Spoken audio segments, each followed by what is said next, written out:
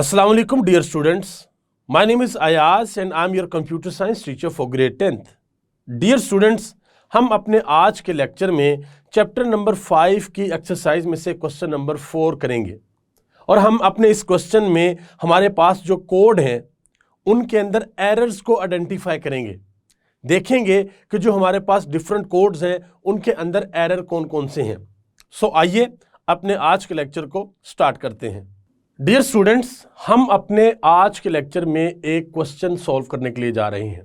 उस क्वेश्चन में हमारे पास डिफरेंट कोड सेगमेंट्स हैं और उन कोड सेगमेंट्स को हम क्या करेंगे, पहले देखेंगे, अंडरस्टैंड करेंगे और अंडरस्टैंड करने के बाद हम ये देखेंगे कि इन कोड्स के अंदर कौन सा एरर है, क्योंकि आपके हर कोड में कहीं ना कहीं कोई एरर होगा। कहीं ना कोई सिंटैक्स एरर हो सकता है, कोई लॉजिकल एरर हो सकता है। तो हम क्या करेंगे, हम अपने कोड में से एरर को फाइंड करेंगे। सो डियर स्टूडेंट्स, चलते हैं अपने integrated development environment code blocks की तरफ और अपने आज के लेक्चर को स्टार्ट करते हैं।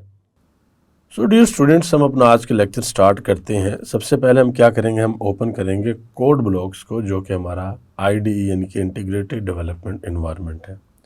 इसको हम ओपन करेंगे और ओपन करने के बाद हम एक एम्प्टी फाइल क्रिएट करेंगे और फिर इस फाइल को हम क्या करेंगे, सेव करेंगे। प्रोग्राम एरर्स हैं आज के हमारे इस लेक्चर्स में। हमने देखने हैं, हमारे पास डिफरेंट कोड सेगमेंट्स होंगे, उसमें कुछ एरर्स होंगे और उन एरर्स को हमने आइडेंटिफाई करना है और हमने सीखना है कि किस टाइप के एरर्स कोड के अंदर हो सकते हैं। अब सबसे पहले हमारे पास जो कोड है वो ये है कि हमारे पास एक फंक्शन है, उस फंक्शन की जो रिटर्न टाइप है वो क्या है, वॉइड, और उसका नेम है सम और उसके दो पैरामीटर्स हैं, इंटीजर टाइप का a है और फिर इंटीजर टाइप का b है। और फिर हम इस फंक्शन की बॉडी के अंदर हम क्या करवा रहे हैं, वैल्यू रिटर्न करवा रहे हैं a + b। डियर स्टूडेंट्स, आपको याद होगा कि जब हमने फंक्शंस के बारे में पढ़ा था तो हमने ये देखा था कि हम वॉइड हम सिर्फ उस फंक्शन की, ये जो वॉइड है हम सिर्फ उस फंक्शन के साथ इस्तेमाल करते हैं जिसमें हमने कोई वैल्यू रिटर्न नहीं करवानी होती। अगर हमने वैल्यू रिटर्न करवानी हो तो हम क्या करते हैं, हम इंट लिखते हैं या कोई और डाटा टाइप लिखते हैं या फ्लोट लिखते हैं। तो उसमें क्या होता है कि उसमें हमें वैल्यू रिटर्न हो जाती है। सो इसमें इस प्रोग्राम में ये जो कोड है इसमें एरर ये है कि यहाँ पे वर्ड नहीं बल्कि हम इंट यूज़ करेंगे। सेकंड नंबर पे हमारे पास क्या है, सेकंड नंबर पे हमारे पास है वॉइड मैसेज और ये फंक्शन का नेम है और फिर ये राउंड ब्रैकेट्स हैं। इसके बाद हमारे पास क्या है, आपकी बुक के अंदर इन राउंड ब्रैकेट के बाद इस तरह का सेमीकोलन भी है और फिर प्रिंट एफ का फंक्शन है। प्रिंट एफ के फंक्शन के अंदर लिखा हुआ है होप यू आर फाइन और फिर रिटर्न है 23। इस तरीके से ये एक वैल्यू जो हमने रिटर्न करवा दी है। डियर स्टूडेंट्स, आपको याद होगा जब हमने फंक्शन के बारे में पढ़ा था तो हमने क्या देखा था कि सबसे पहले रिटर्न टाइप होती है, उसके बाद फंक्शन का नेम होता है और उसके बाद यहाँ पे हमारे पैरामीटर्स होते हैं और फिर ये ब्रैकेट्स में हमारी फंक्शन की बॉडी होती है। यहाँ पे वो कोड होता है जो एग्जीक्यूट होता है जब हम जो फंक्शन की जो बॉडी होती है, फंक्शन की बॉडी में हम कोड लिखते हैं। बट डियर स्टूडेंट्स, आपको याद होगा कि हमारा जो ये फंक्शन का जो नेम है, जो इसकी जो रिटर्न टाइप होती है और फंक्शन का नेम होता है, जो पैरामीटर्स होते हैं, इसके यहाँ पे हम सेमीकोलन का इस्तेमाल नहीं करते, बल्कि जो हमारे पैरामीटर्स होते हैं, लेट्स सपोज हमने इंट x या हमने इंट y किया है, यहाँ पर भी हम क्या करते हैं, सिर्फ एक कॉमे का इस्तेमाल करते हैं।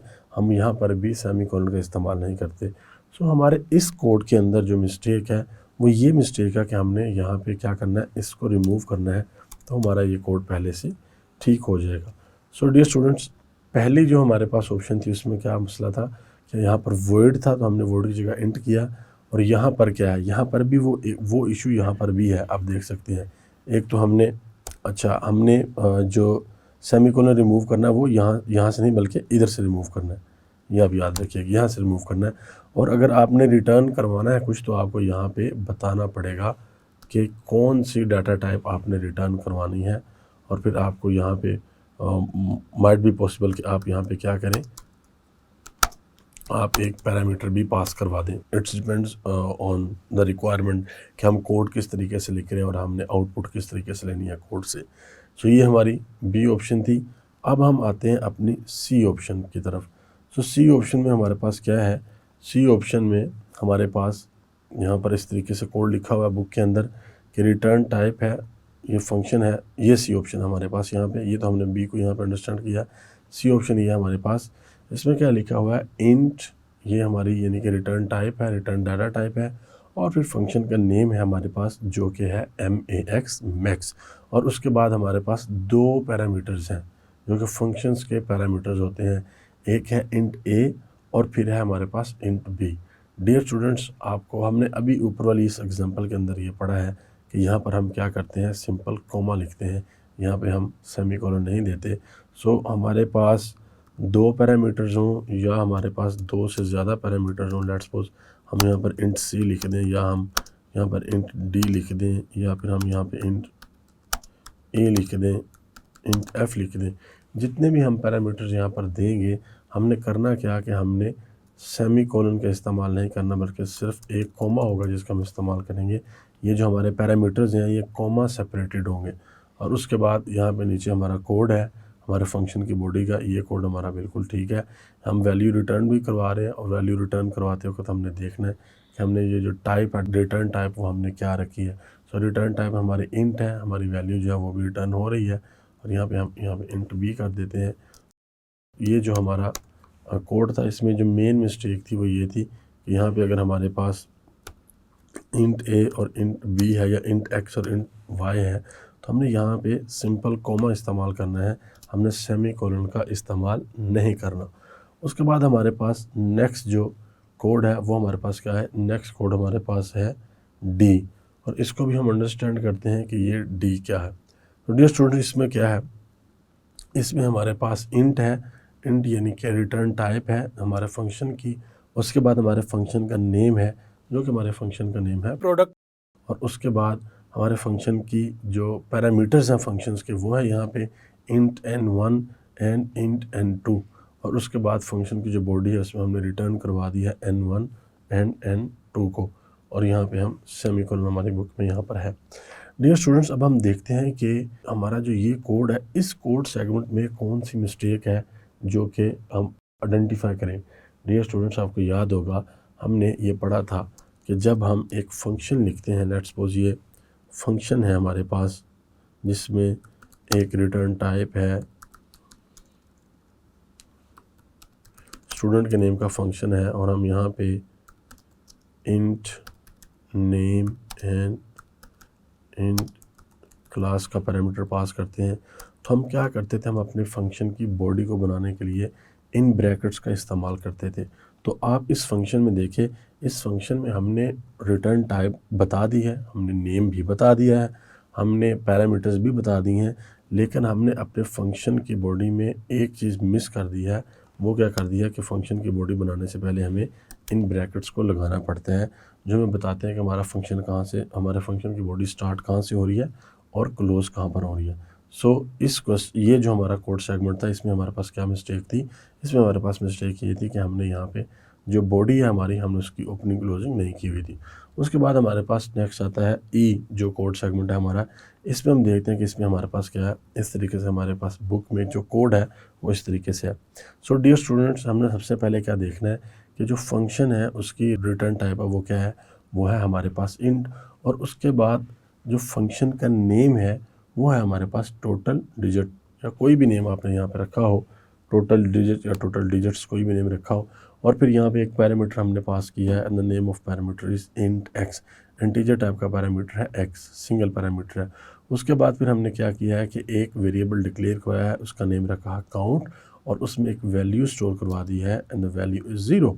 फिर हमने एक फॉर लूप चलाया है और उस फॉर लूप में हमने क्या किया है, अब यहाँ पे देखें इस कोड के अंदर हम फंक्शन की रिटर्न टाइप को भी हम देखेंगे, फंक्शन के नेम को देखेंगे, उसके पैरामीटर्स को देखेंगे, फिर हम एक वेरिएबल डिक्लेयर करवा रहे हैं, हम वेरिएबल को भी देखेंगे। लेट्स सपोज अगर हम यहाँ पे डाटा टाइप नहीं देते तो ये कोड के अंदर एरर है, हमने कहीं भी डाटा टाइप डिफाइन नहीं की।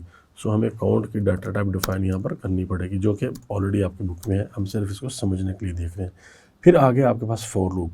जब फॉर लूप आपके पास आ गया तो अब आपने चीज़ों को रिकॉल करना है कि फॉर लूप जब हम चलाते थे, जब हम फॉर लूप का इस्तेमाल करते थे, तो फॉर लूप का अपना स्ट्रक्चर क्या था, फॉर लूप का अपना सिंटैक्स जो था वो क्या था। उसमें क्या होता था कि हम एक कीवर्ड का इस्तेमाल करते थे, जो कि कीवर्ड था हमारे पास फॉर, और फिर फॉर लूप के अंदर हमारे पास मेजरली कितनी चीज़ें होती थी, 3 चीज़ें होती थी। सबसे पहली चीज़ होती थी कि हम अपनी वैल्यू को इनिशियलाइज़ करते थे। जो भी हमारा वेरिएबल होता था, जो फॉर लूप का वेरिएबल होता था, जिसे हम लूप वेरिएबल भी कहते हैं, हम वैल्यू को इनिशियलाइज़ करते थे। और वैल्यू को इनिशियलाइज़ करने के बाद हम क्या करते थे कि हम वैल्यू को एक कंडीशन देते थे, और कंडीशन देने के बाद हम क्या करते थे, कंडीशन देने के बाद हम ये देखते थे कि वैल्यू को इंक्रीज़ करना है या हमने डिक्रीज़ करना है। यहाँ पर भी हमने बताना होता है कि वैल्यू को इंक्रीज़ करना है या डिक्रीज़ करना है, यानी कि वैल्यू के अंदर जो चेंज आना है वो चेंज क्या आना है वो भी हमने बताना है। और उसके बाद फिर हमारा जो कोड होता है वो यहाँ पे कोड हमारा एग्जीक्यूट हो जाता है, वो कोड हमारा कोई भी हो। सो डियर स्टूडेंट्स, हमने अब इस कोड में देखना है कि इस कोड में हमारे पास जो मिस्टेक है वो क्या है। सबसे पहले तो हम फंक्शन लेवल के ऊपर मिस्टेक को देखते हैं कि फंक्शन लेवल पे हमारे पास मिस्टेक कौन सी है, कि फंक्शन की रिटर्न टाइप है हमारे पास, फंक्शन का नेम है हमारे पास, और फंक्शन की यहाँ पे हमारे पास जो पैरामीटर है वो है। अब हमने देखना है फंक्शन यहाँ से स्टार्ट हो रहा है, इसकी बॉडी यहाँ से स्टार्ट हो रही है और यहाँ पे एंड हो रही है, और आप देख सकते हैं कि बॉडी के एंड पे हमारे पास सेमी कोलन है। डियर स्टूडेंट्स, हमने अभी तक जो फंक्शन के बारे में सीखा, हमने कहीं भी ये नहीं पढ़ा कि हमने फंक्शन की बॉडी के क्लोज होने पर सेमी कोलन लगाना है। सो एक एरर तो ये है, इसको हमने रिमूव करना है कि ये सेमी कोलन यहाँ पर नहीं आएगा। और उसके बाद और देखते हैं कि और एरर हमारे पास कौन सा है यहाँ पे। और एरर हमारे पास ये है कि हमने यहाँ पे जब वैल्यू को इनिशियलाइज़ किया i(x), और उसके बाद फिर हमने ये बताया कि i<=1 है, तो यहाँ पे एक तो एरर है कि यहाँ पे ये कोमा नहीं आएगा, बल्कि यहाँ पे ये सेमीकोलन आएगा। और उसके बाद फिर ये जो वैल्यू है, इसको हम दो तरीके से देख सकते हैं। अगर हम सिर्फ इन दो एरर्स को देखें तो फिर भी हमारा कोड जो है वो ठीक है, बट अगर हम वैल्यू को इंक्रीज़ करने के बारे में या डिक्रीज़ करने के बारे में देखें तो उसमें भी हम देख सकते हैं, लेकिन उसमें हम वैल्यू को इंक्रीज़ भी कर सकते हैं, हम वैल्यू को डिक्रीज़ भी कर सकते हैं, हम अपनी वैल्यू को किसी के साथ मल्टीप्लाई भी कर सकते हैं या कुछ भी कर सकते हैं। वैल्यू को 2 के साथ हम मल्टीप्लाई भी कर सकते हैं, और इसी तरीके से हम जो डिवाइड का ऑपरेटर है हमारा, हम उसको भी इस्तेमाल कर सकते हैं। सो डियर स्टूडेंट्स, ये जो हमारा सेगमेंट था, इसमें जो मिस्टेक थी वो मिस्टेक ये थी कि हमने यहाँ पर जो फंक्शन के एंड पे यहाँ पर जो सेमीकोलन था हमने उसको रिमूव किया, और फिर जो कंडीशन थी हमारी फॉर लूप की, उस फॉर लूप की कंडीशन पे यहाँ पे हमारे पास कॉमा लगा हुआ था, हमने इसको रिमूव किया और यहाँ पर सेमीकोलन दिया, और उसके बाद हमने इस कोड को देखा तो ये कोड हमारा बिल्कुल ठीक है। सो डियर स्टूडेंट्स, हमने ये कोड ई देखा है, उसके बाद हमने इस कोड को भी देखा, डी कोड को, इसमें भी हमने देखा कि इसमें मिस्टेक क्या थी हमारे पास। उसके बाद हमने क्या किया, उसके बाद हमने ये भी देखा कि हमारे पास सी में क्या मिस्टेक थी। उसके बाद हमने ये भी देखा कि हमारे पास बी में क्या मिस्टेक थी, और बी से पहले सबसे पहले हमने क्या देखा था, ए में मिस्टेक। तो डियर स्टूडेंट्स, ये तो वो क्वेश्चन है जो कोड सेगमेंट्स हैं जो हमारी बुक में है। लेट्स सपोज आपको एक और डिफरेंट कोड आ जाए, लेट्स सपोज एक कोड हम यहाँ पर एक सीखने के लिए देख लेते हैं। इंट, ये रिटर्न टाइप होगी हमारे फंक्शन की, फंक्शन का नेम हम स्टूडेंट रख लेते हैं, और फिर हम क्या करते हैं कि इंट x, इंट y, इस तरीके से हम पैरामीटर पास करते हैं, और फिर क्या करते हैं, यहाँ पे हम लिखते हैं int class is equal to 0, और उसके बाद हम क्या करते हैं, उसके बाद हम प्रिंट f का फंक्शन लिखते हैं, I am student of 10th class, और उसके बाद हम यहाँ पे कोई स्कैनफ का फंक्शन लिख लेते हैं, या यहाँ पे यूज़र से कोई वैल्यू लेते हैं,